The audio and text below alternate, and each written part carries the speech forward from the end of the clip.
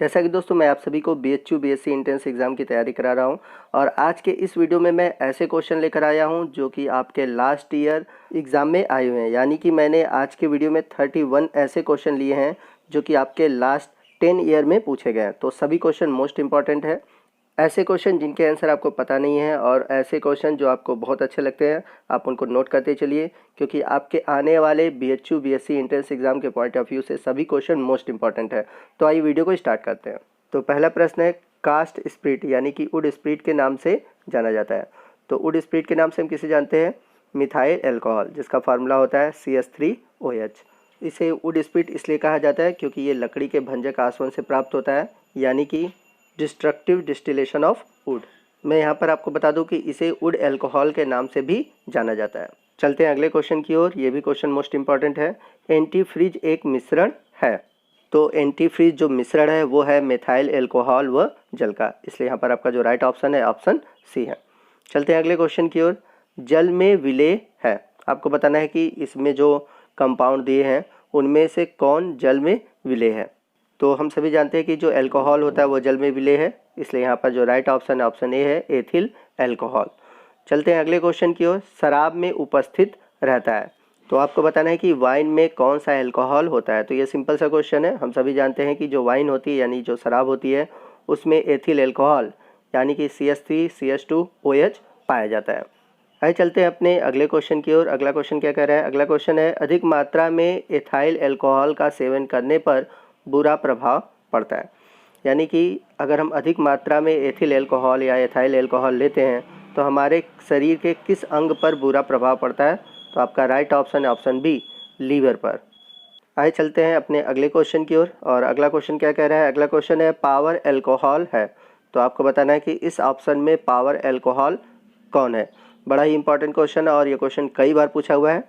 तो याद रखिएगा, ईंधन के रूप में प्रयुक्त एथाइल अल्कोहल को हम पावर अल्कोहल कहते हैं। तो यहाँ पर मैं आपको बता दूं, पावर अल्कोहल मिश्रण तरल है, ऑटोमोबाइल में प्रमुख ऊर्जा के रूप में उपयोग किया जाता है क्योंकि वे अपने संचालन के लिए इससे ऊर्जा उत्पन्न करते हैं। यह ऑटोमोबाइल के लिए एक अच्छा ईंधन के रूप में कार्य करता है और इसमें एक निर्धारित मात्रा में पेट्रोल और एथिल अल्कोहल का मिश्रण यानी कि इसको मिलाकर बनाया जाता है। तो याद रखिएगा पावर अल्कोहल क्या होता है।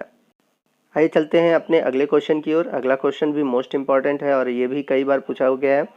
क्वेश्चन नंबर 73 है, टिंचर आयोडीन है।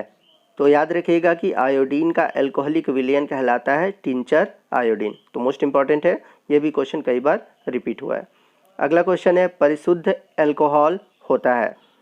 तो परिशुद्ध अल्कोहल उस अल्कोहल के कहते हैं जिसमें कि 100% एथिल अल्कोहल पाया जाता है, यानी कि यहाँ पर आपका जो राइट ऑप्शन है ऑप्शन डी है। आइए चलते हैं अगले क्वेश्चन की ओर। अगला क्वेश्चन क्या कह रहा है? किण्वन कैसी अभिक्रिया है, यानी कि जो फर्मेंटेशन है आपको बताना है कि फर्मेंटेशन इसमें से कौन सी प्रकार की अभिक्रिया है। ऊष्माक्षेपी है, ऊष्माशोषी है या फिर उत्क्रमणीय अभिक्रिया, या इनमें से कोई नहीं है। तो आपका राइट ऑप्शन ऑप्शन बी, ऊष्माक्षेपी, क्योंकि इस प्रक्रिया में ऊर्जा उत्पन्न होती है।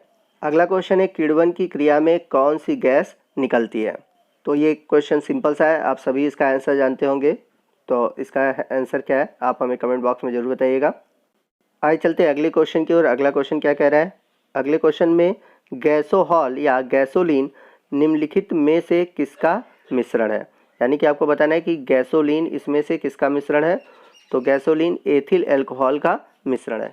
आइए चलते हैं अगले क्वेश्चन की ओर। अगला क्वेश्चन है, मूत्र रोगों में प्रयुक्त यूरोट्रोपिन बनाई जाती है। तो आपको बताना है कि यूरोट्रोपिन किससे बनाई जाती है। तो यूरोट्रोपिन बनाई जाती है फॉर्मेल्डिहाइड से। तो यहाँ पर आपका जो राइट ऑप्शन है ऑप्शन डी है। आइए चलते हैं अगले क्वेश्चन की ओर। अगला क्वेश्चन क्या कह रहा है? ये भी यूरोट्रोपिन से ही रिलेटेड है और इम्पॉर्टेंट है। यूरोट्रोपिन है, तो यूरोट्रोपिन है हेक्सामेथिलीन टेट्राएमीन। तो इसलिए यहाँ पर आपका जो राइट ऑप्शन है ऑप्शन सी, हेक्सामेथिलीन टेट्राएमीन। आप इसको नोट कर लीजिए, ये क्वेश्चन कई बार पूछा हुआ है। अगला क्वेश्चन है, लाल चींटियों में पाया जाता है। तो आपको बताना है कि लाल चींटियों में कौन सा एसिड पाया जाता है। तो राइट आंसर है फॉर्मिक अम्ल, और इसका नाम इसी वजह से पड़ा हुआ है क्योंकि ग्रीक वर्ड में फॉर्मिका मीन्स होता है आंट यानी कि चींटी, तो इस वजह से इसका नाम पड़ा हुआ है फॉर्मिक एसिड। आइए चलते अपने अगले क्वेश्चन की ओर। अगला क्वेश्चन क्या कह रहा है? निम्नलिखित में से कौन सा अम्ल सिरके में उपस्थित होता है। तो आपको बताना है कि सिरके में कौन सा अम्ल होता है। तो ये भी क्वेश्चन सिंपल है। आई होप सबको इसका आंसर पता होगा। तो आप ज़रूर हमें कमेंट बॉक्स में बताइएगा इसका आंसर क्या होगा, और इसका नाम क्यों पड़ा आपको ये भी बताना है। तो दो चीज़ें बतानी है कि विनेगर यानी कि सिरका में कौन सा अम्ल पाया जाता है और इसका नाम क्यों पड़ा। चलते हैं अगले क्वेश्चन की ओर। अगला क्वेश्चन कह रहा है कि नींबू खट्टा किस कारण से होता है, यानी कि नींबू में कौन सा अम्ल पाया जाता है जिसकी वजह से ये खट्टा होता है। तो ये भी आपको आंसर पता ही होगा। तो right option option B, citric अम्ल, जिसे हिंदी में साइट्रिक अम्ल भी कहते हैं। आइए देखते हैं अगला क्वेश्चन क्या है। अगला क्वेश्चन है अंगूर यानी कि ग्रेप्स में कौन सा अम्ल पाया जाता है। तो अंगूर में टार्ट्रिक अम्ल पाया जाता है। तो यहाँ पर आपका जो राइट ऑप्शन है ऑप्शन डी है। वही पूछता कि अंगूर में कौन सी शर्करा पाई जाती है, तो आपका राइट आंसर क्या होता, ग्लूकोज। तो याद रखिएगा कि अंगूर में ग्लूकोज पाया जाता है। चलते हैं अगले क्वेश्चन की ओर। इमली में कौन सा अम्ल पाया जाता है। तो आपको बताना है कि जो इमली होती है, इमली में कौन सा अम्ल होता है। तो यहाँ पर वही आंसर है ऑप्शन सी, टार्ट्रिक अम्ल, जो कि अंगूर में था। क्वेश्चन नंबर 87 है, फोटोग्राफी में कौन सा अम्ल प्रयोग किया जाता है। बहुत अच्छा क्वेश्चन और मोस्ट इंपॉर्टेंट क्वेश्चन है। ये क्वेश्चन कई बार रिपीट हुआ है, तो इसका आंसर आपको पता होना चाहिए। तो इसका राइट ऑप्शन है ऑप्शन बी, ऑक्सैलिक अम्ल। ऑक्सैलिक अम्ल का उपयोग फोटोग्राफी में किया जाता है। चलते हैं अगले क्वेश्चन की ओर। अगला क्वेश्चन कह रहा है कि स्याही के धब्बे को हटाने के लिए प्रयोग होता है। तो इसमें से कौन सा अम्ल है जिसका उपयोग हम स्याही के धब्बे हटाने के लिए करते हैं। तो राइट ऑप्शन है ऑप्शन सी, ऑक्सैलिक अम्ल। आइए चलते हैं अगले क्वेश्चन की ओर। अगला क्वेश्चन क्या कह रहा है, मानव गुर्दे में बनने वाली पथरी प्रायः बनी होती है। ये भी क्वेश्चन आपका मोस्ट इंपॉर्टेंट है और ये बायो में भी पूछा हुआ क्वेश्चन है। तो इसका आंसर आपको बताना है कि मानव गुर्दे में बनने वाली जो पथरी होती है वो किसकी बनी होती है। वो बनी होती है कैल्शियम ऑक्जिलेट की। तो यहाँ पर आपका राइट ऑप्शन है ऑप्शन ए। आइए चलते हैं अगले क्वेश्चन की ओर। अगला क्वेश्चन कर रहा है, निम्नलिखित में से किसे कार्बामाइड के नाम से जाना जाता है। तो कार्बामाइड के नाम से जाना जाता है यूरिया को, जिसका फार्मूला होता है NH2CO NH2। तो इंपॉर्टेंट क्वेश्चन है, ये भी क्वेश्चन पूछा हुआ है, इसलिए राइट ऑप्शन ऑप्शन सी। चलते हैं अगले क्वेश्चन की ओर। यूरिया उर्वरक में नाइट्रोजन किस रूप में होता है। मोस्ट इंपॉर्टेंट क्वेश्चन है ये भी। आपको बताना है कि यूरिया जो उर्वरक होती है उसमें नाइट्रोजन किस रूप में होता है, किस फंक्शनल ग्रुप के रूप में होता है। तो एमाइड के रूप में होता है। तो ऑप्शन डी है। क्वेश्चन नंबर 92 है, यूरिया में नाइट्रोजन की प्रतिशत मात्रा होती है। ये क्वेश्चन BHU AG में भी पूछा हुआ है कि यूरिया में नाइट्रोजन की प्रतिशत मात्रा होती है। तो 46%। तो यहाँ पर आपका जो राइट ऑप्शन है ऑप्शन सी है। अगला क्वेश्चन है, एरोमेटिक यौगिक का जन्मदाता किसे कहा जाता है। तो आपको बताना है कि कौन सा ऐसा यौगिक है जिसे हम एरोमेटिक यौगिकों का जन्मदाता कहते हैं। तो आपका राइट ऑप्शन है ऑप्शन बी, बेंजीन, क्योंकि बेंजीन से ही सभी एरोमेटिक कंपाउंड बनाए जाते हैं। तो याद रखिएगा। चलते हैं अगले क्वेश्चन की ओर। गैमेक्सीन है एक, आपको बताना है कि जो गैमेक्सीन है जिसे हम बेंजीन हेक्साक्लोराइड कहते हैं, यह क्या है। यह एक कीटाणु नाशक है।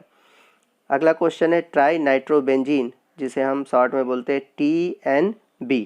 तो ट्राई नाइट्रोबेंजीन TNB क्या है। तो TNB एक विस्फोटक पदार्थ है। तो यहाँ पर आपका जो राइट ऑप्शन है ऑप्शन डी है। अगला क्वेश्चन है, ट्राई नाइट्रोटाइलुइन, जिसे हम बोलते हैं TNT। तो TNT क्या है। तो TNT भी एक विस्फोटक पदार्थ है। तो यहाँ पर राइट ऑप्शन है आपका ऑप्शन सी। तो दोस्तों ये थे आपके ऑर्गेनिक केमिस्ट्री से जुड़े हुए 31 क्वेश्चन जो कि लास्ट 10 ईयर में पूछे गए हैं। तो सभी क्वेश्चन इंपॉर्टेंट है और सभी क्वेश्चन पूछे गए हैं। आप दिमाग में कोई डाउट मत रखिएगा और जो भी क्वेश्चन अच्छा लगे आप उसको नोट कर लीजिएगा। और आपको वीडियो कैसा लगा आप ज़रूर हमें कमेंट बॉक्स में बताइएगा और जो मैंने क्वेश्चन पूछा है उसके आंसर भी बताइएगा। दोस्तों आने वाले दिनों में मैं आपके लिए केमिस्ट्री और बायो से रिलेटेड कुछ ऐसे ट्रिकी कंसेप्ट लेकर आऊँगा जिससे आप ईजिली आप अपने एग्ज़ाम की तैयारी कर सकें। तो दोस्तों मिलते हैं अगले टॉपिक के साथ, अगले कंटेंट के साथ। तब तक के लिए जय हिंद, जय भारत।